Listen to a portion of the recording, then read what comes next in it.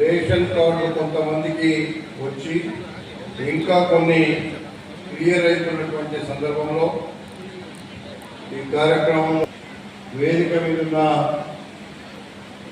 మాజీ chairman, vice chairman, కౌన్సిలర్లు, ముందున్నటువంటి ఈరోజు రేషన్ కార్డులు మంజూరైనటువంటి తీసుకుంటున్నటువంటి సోదరులకు, ఈ కార్యక్రమాల్లో పాల్పంచుకుంటున్న ప్రెస్ మిత్రులకు, కాంగ్రెస్ పార్టీ నాయకులకు, ఆనాడు మేము కాంగ్రెస్ ప్రభుత్వం రాగానే, ప్రజా పాలన రాగానే 6 పథకాలు అమలు చేస్తామని చెప్పి ఒక కార్యక్రమాన్ని తీసుకున్నాం. ఆ రోజు ఆ కార్యక్రమంలో భాగమే ఈరోజు మనం రేషన్ కార్డు ఇచ్చేటువంటి కార్యక్రమం. ఇప్పటికే మనము గ్యాస్ సిలిండర్లకు 500 రూపాయలు కానీ, 200 యూనిట్ల కరెంటు కానీ, లేకపోతే ఉచిత బస్ సౌకర్యం కానీ, సన్న బియ్యం కానీ, ఇల్లు ఇచ్చే కార్యక్రమం కానీ, ఈరోజు రేషన్ కార్డు ఇచ్చే కార్యక్రమం కానీ, ఇవన్నీ ఆనాడు చెప్పినాం.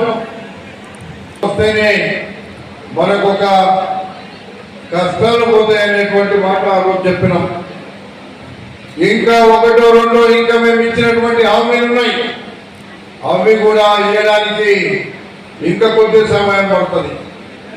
తెలంగాణ రాష్ట్రం వస్తే తెలంగాణ సంపదంతా పేదవాళ్ళకు పంచుతామని ఆ రోజు 10 సంవత్సరాల కింద మేము తెలంగాణ ఇస్తే, తెలంగాణ సంపద పంచకపోగా అప్పులే లేని తెలంగాణలో 7 లక్షల కోట్ల రూపాయల అప్పులు చేసి మన నెత్తి మీద పెట్టి మన భాగం చేసినటువంటి గడిచిన 10 ఆనాడు మేము కాంగ్రెస్ ప్రభుత్వం రాగానే, ప్రజా పాలన రాగానే 6 పథకాలు అమలు చేస్తామని చెప్పి ఒక కార్యక్రమాన్ని తీసుకున్నాం. ఆ రోజు ఆ కార్యక్రమంలో భాగమే ఈరోజు మనం రేషన్ కార్డు ఇచ్చేటువంటి కార్యక్రమం. ఇప్పటికే మనము గ్యాస్ సిలిండర్లకు 500 రూపాయలు కానీ, 200 యూనిట్ల కరెంటు కానీ, లేకపోతే ఉచిత బస్ సౌకర్యం కానీ, సన్న బియ్యం కానీ, ఇల్లు ఇచ్చే కార్యక్రమం కానీ, ఈరోజు రేషన్ కార్డు ఇచ్చే కార్యక్రమం కానీ, ఇవన్నీ ఆనాడు చెప్పినాం.